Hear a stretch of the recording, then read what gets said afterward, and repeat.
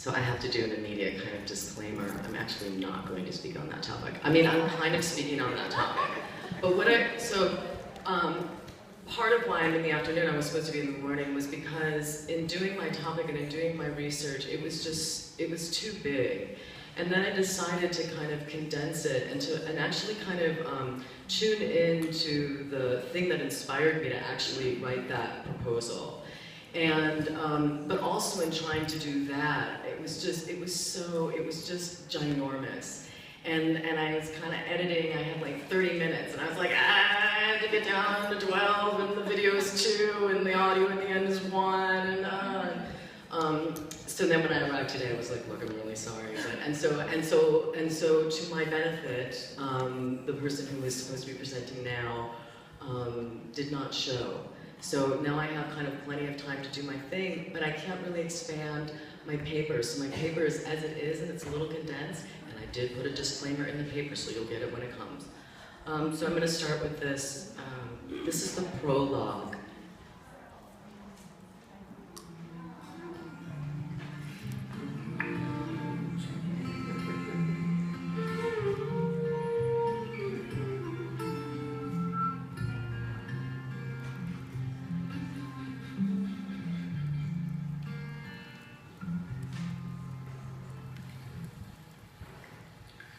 What I wanted to say was that some people lately have been asking us about the religious content of the mantra, like what religion do they belong to, and what religion do they belong to. And we've also found ourselves visiting countries where there's conflict, religious conflict, for instance, Israel and Kiev and Ukraine to a certain degree, and whether the mantras are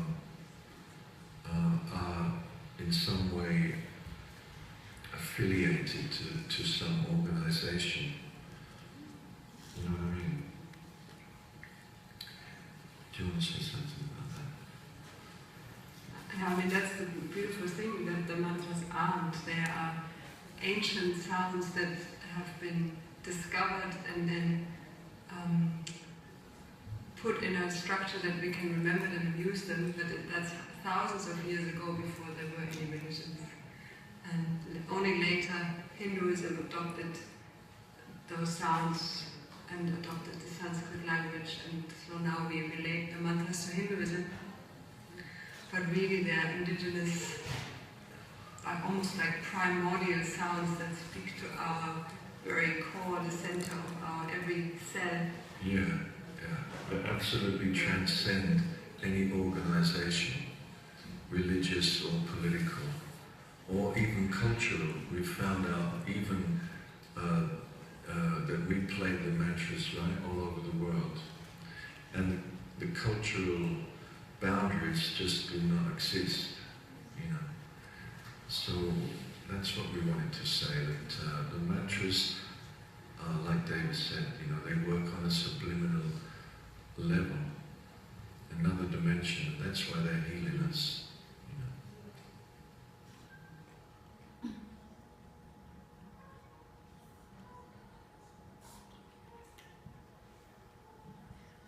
I'm sorry, I lost my slideshow.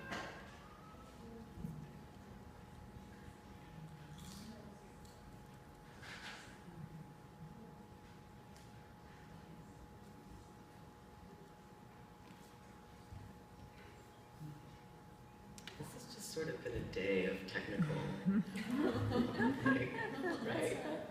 That's a PDF. Are you trying to open a PDF? Yeah, I mean, I had it open, and I think it's just also, it's like with my laptop. Is it down in the corner on the right? No, this is another, it was, oh wait. No. I don't know what happened to it.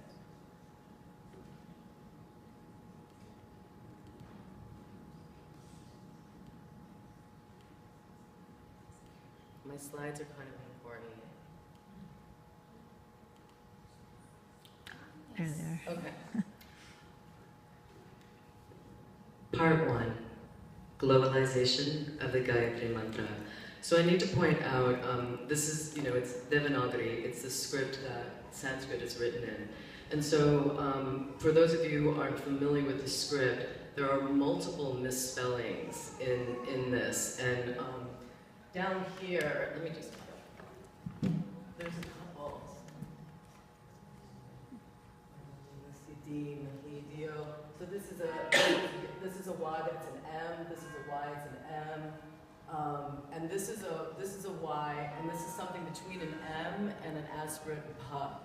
So, and I don't know where this came from. I just kind of took it off of the internet. So, but it's the Gayatri mantra. So, in 1999, I traveled to Tiruvannamale in Tamil Nadu, South India. I stayed at a guest house that had a huge empty foyer where many of us would meet and sing kirtana, which is a call and response style used to sing the names of primarily Hindu gods and goddesses. We were a group of all-white Euro-American travelers, and there was a single Indian living at this guest house. One day, a friend of his, a local brahmachari, an Indian youth studying the Vedas, came to visit. He had to walk through the foyer where we were all gathered and heard us singing in a very sing-songy, a kind of very sing-songy version of the Gayatri mantra, accompanied by the guitar. The brahmachari didn't say anything on the way in, but he said something on the way out. He informed us that the Gayatri mantra was not to be sung, that it was a Vedic mantra and therefore had a very particular way of being pronounced and recited, and would not grant the sadhaka, the spiritual aspirant, its efficacy if done incorrectly. White person after white person in the room insisted that our intentions came from the heart and were therefore pure, and that to follow such protocols, especially in modern times, was superstitious at best. A couple of months later, I arrived to study at the Dayananda Ashram in Rishikesh. I was given private classes in Vedanta and Sanskritam because the current class of brahmacharis was studying Shankaracharya Bhasham commentary on Prashna Upanishad and Bhagavad Gita in Sanskrit, none of which I had the slightest chance of understanding at the time. After a few classes, one of the brahmacharis came to my room and asked, "How are your classes going?" And I said, "They're going really well." This will go to the next slide. This is like endless kind of, I don't get it. Yes. After a few classes, one of the brahmacharis came to my room and he asked, "How are your classes going?" And I said, "They're going really well." And so he asked what I was learning, and I said, "Today we learned a Shanti mantra, but I already know it." I had this naive arrogance about what I thought he knew. He said, "Oh, can I hear it?" I said, "Of course," and launched into this ridiculous rendition that I had learned at the Jivamukti School in Manhattan. This brahmachari was so generous with my ignorance. He didn't say anything. He just nodded, gave a faint smile, and said, "Okay, continue with your studies." I'm not sure at what point in my studies I realized how grave my mistake had been in that moment. 2 weeks ago, I read through a thread on Deva Premal Mitten's Facebook page that was eerily similar to the events in Tiruvannamale. Deva and Mitten had posted their YouTube version of Gayatri in a virtual room full of white Euro-Americans. A lone Indian voice interrupted the gushing accolades. Quote, "Once again, mantras are all about recitation with proper notes, swara. This one, 10 marks for effort, but 0 on deliverance. For crying out loud, mantras are Vedic and not to be mocked if you can't even recite properly. Do some jingles instead, they sell too." I want to highlight that it's predominantly white women who respond with opinions such as, "There is no right or wrong way. This way of thinking only creates what you have stirred up, judgment that it is wrong." Another white woman was quick to add, "You're so full of hate, I feel sorry for you." And Radiant Gaines from Eugene, Oregon advises, "If you don't like the way that Davy sings, find a new artist to love. Only love." Our lone Hindu retorts, "Devi is not a term to be used loosely like you did. I sound like a hater to you, because I said what is true to my religion, and you guys are doing it wrong and feeling proud of it." Linda Birmingham swoops into the conversation with an emphatic, "This is not true. Vedic mantra moves, sung mantra moves. The most important thing is to chant in whatever way works for you. Our Indian protagonist replies, do some research before sounding so confident. I know her music grooves and moves and rhymes with the chimes, and you probably swirl like a little girl on her tunes, but she can't pronounce a mantra correct before breaking a jaw. He ends with a special PS, and don't try to explain to me about Vedas. My ancestors wrote those Vedas, Upanishads, Gita, Ramayana, Mahabharata, Vedic mantra, hymns, and chants. So I did a little yoga trolling and commented on this thread. A couple of days later, I get a response from an interview request that I had completely forgotten that I had sent. It was Deva. She was available for an interview. Dear Deva, thank you for writing back. Since you have popularized this mantra in the West, you come under visible scrutiny in my presentation. I recently commented on your Facebook page where a typical conversation ensued between East and West.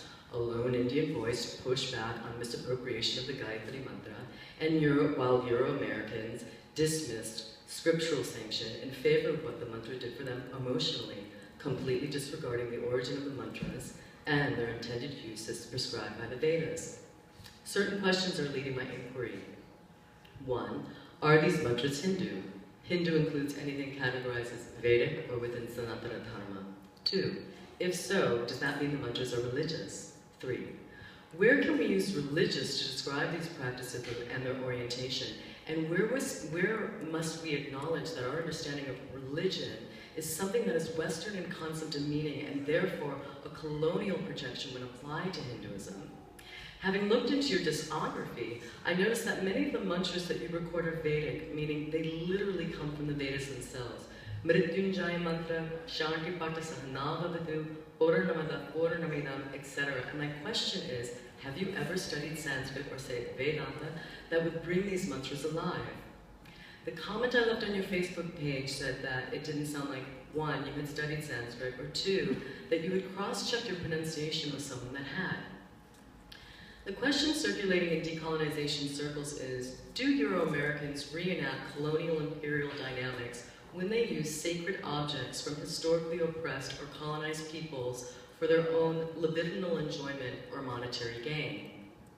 I wonder if there is a way to be more honest about the origin, even if it is to say the Vedas and Vedangas prescribe certain ways to perform such mantras, and then as a disclaimer add, I have chosen to do something else that resonates with me as a German-born woman. You have sold almost 1 million copies of a traditional Vedic chant that was never intended to be sung.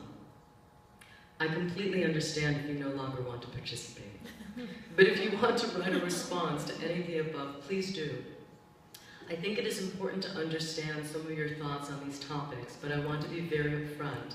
My standpoint is critical. Deva actually wrote back in length, and I give her so much credit for doing so, for engaging with someone whom she did not know and who was clearly critical of her position. For now, I'm only going to read my responses. Ideally, in between reading these letters, I wanted to unfold the Gayatri mantra, but there was no way to condense what I had written into a 12-minute presentation, and I decided that rather than inevitably minimize the topic and oversimplify, which is a byproduct of appropriation, I would wait until I can expand rather than reduce the subject. There are 3 parts to the mantra, which I have called the esoteric architecture of the Gayatri mantra. Om, which is talked about in Brihadaranyaka, Chandogya, Taittiriya, Mandukya, Kata, Mundaka, and Prashnopanishad. The Vyaritis, the sacred utterances, Bhuhu, Bhuvaha, Suha, are featured in the Shikshavali of Taittiriya Upanishad, where they are loaded with particular meaning for upasana, meditation. Finally, there is the mantra itself in the meter by the same name, Gayatri. The Gayatri mantra is considered sacred because it is the threshold to the wisdom of the Vedas. Traditionally, Gayatri was the first mantra given to young children before embarking upon their studies at the Gurukulam, which was the indigenous mode of education in India prior to centuries of colonization. In Vedic times, the Upamayana Yajna, sacred thread ceremony, was open to all genders and jatis, castes.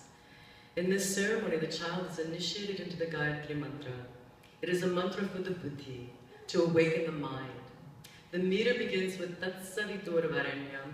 That Savitra, who is a Rig Veda deity, is to be worshipped, Varenyam.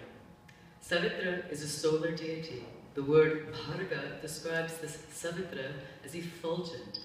This all-knowing effulgence is Devasya, belonging to the Lord.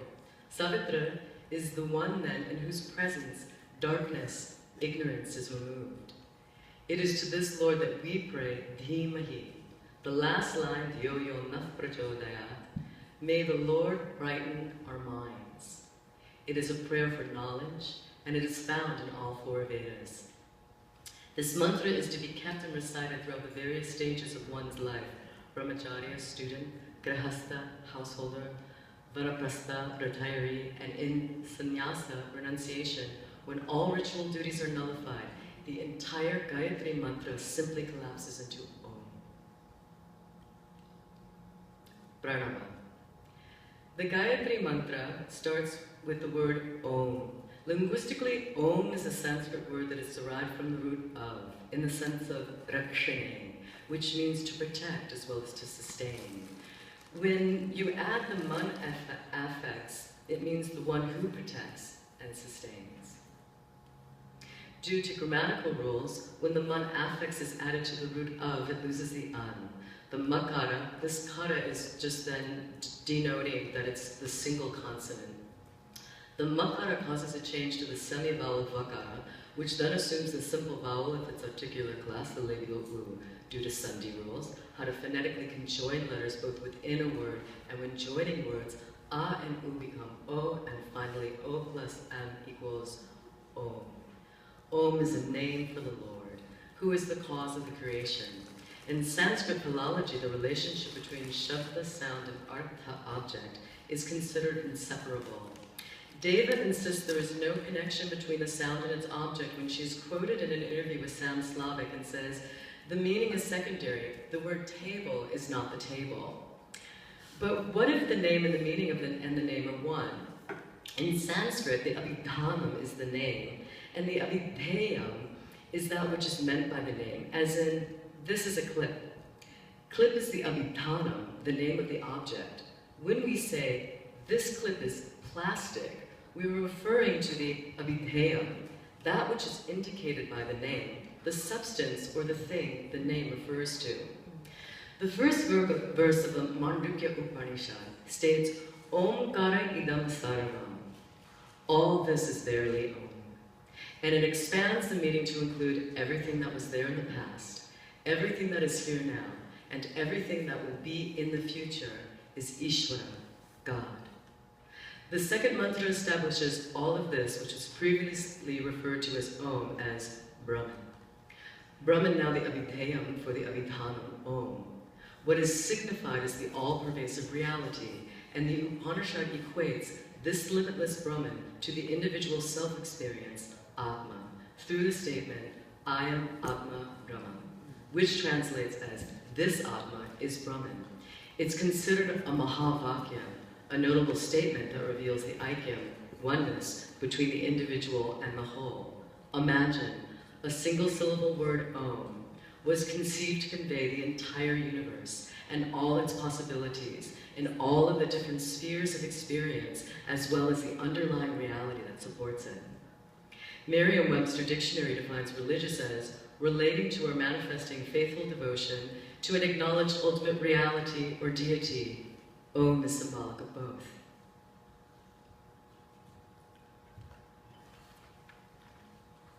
Dear Deva, again, thank you so much for writing me back. I hadn't really written my letter in a way that invited a response.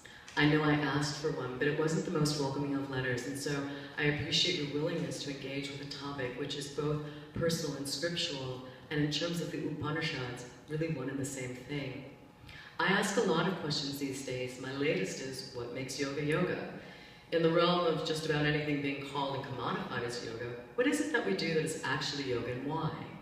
The contention, especially in America, is who gets to define what yoga is? Americans want to claim it in order to do so, have to dismiss its origin. If Americans accept yoga's origin and its own indigenous religious identity, then they have to reconcile the difference between the two. I have similar questions around Sanskrit. I'm not sure that 6,000 people in a rock arena in Moscow are chanting Sanskrit. Sanskrit is not a language of approximation. It is a language of very precise phonetics. One need not study grammar. One need only study the alphabet. For pronunciation still, certain nuances would have to be observed. There are many grammatical modifications that are represented phonetically, like Sandhi and Visarga. One woman says she finds your representation, or she finds your rendition of the Gayatri Mantra more full of love than the original, and was actually really dismissive of traditional Vedic chanting. And I was struck by how an imitation could replace the original and what that would mean in time. Inner peace as a feeling or state of mind is not the same thing as self-knowledge, being alive to the swarupa nature of oneself. People are initiated into this mantra, and through it they connect with their ancestors. It's so beautiful that you were birthed as a Westerner into a family with esteem for Vedic culture, but I'm not sure that that allows you to ignore scriptural sanctions, or that your ancestors trump those who maintain these mantras and whose ancestors go back hundreds of generations. Hinduism is not an organized religion. The Vedas are said to be apaurusheya, not authored by the human mind. Hinduism today holds the Vedas as the scriptures and the rishis, whose mantras you enjoy, revealed those hymns that are now considered the Vedas. There were also many female rishis called rishikas. There were more than 30 in the Rig Veda alone. Mantras are deeply religious in nature. The Mrityunjaya mantra is offered to Lord Shiva in the form of Triambakam, the three-eyed one. Would you say Shiva is a Hindu god? I don't think you can separate Hinduism from the mantras you sing, and I'm not sure what would be the necessity if one is not projecting Abrahamic notions from the religion of origin onto Hinduism, which has its own cosmology and ontology that is wholly unique from the West. And it's not that Hindu culture is free from social injustice, but that injustice is nowhere sanctioned by the Veda. There is so much to tease apart in all of this, the missionary zeal of Westerners to take something they feel India won't give quickly enough and transform the Western masses with it. Did you know that it is almost impossible to find a traditional rendition of Gayatri Mantra? It's just not there. It's become part of our disappearing world. Hinduism is the oldest surviving religion. If it can survive hundreds of years of colonization, it can survive the misappropriation of the West. I'm not a scholar. I didn't attend college. I was a contemporary dancer. But I have been a disciple of my guru, a traditional Advaita Vedanta teacher since 1999, and through him I have an unending esteem for the Upanishads, which describe the indescribable and are the locus for many of the mantras you sing. I think we are very different and also so much the same. And so it is, in prayer, Shri. Epilogue. Actor-director Edward James Olmos is said to have handed out copies of Deva Premal's Gayatri Mantra to the entire cast and crew of Battlestar Galactica, which explains why Bear McCreary used the Gayatri Mantra in the opening music to the series. The Gayatri Mantra here is based on Deva Premal's, but it is sung by Raya Yarbrough. I don't think I'm pronouncing her name right. Her husband, who was Bear, was the composer, declined being interviewed for this project. What follows is just 30 seconds. What follows is a total atrophy of the mantra known only to those who know the language, but it moves and it grooves and it sells.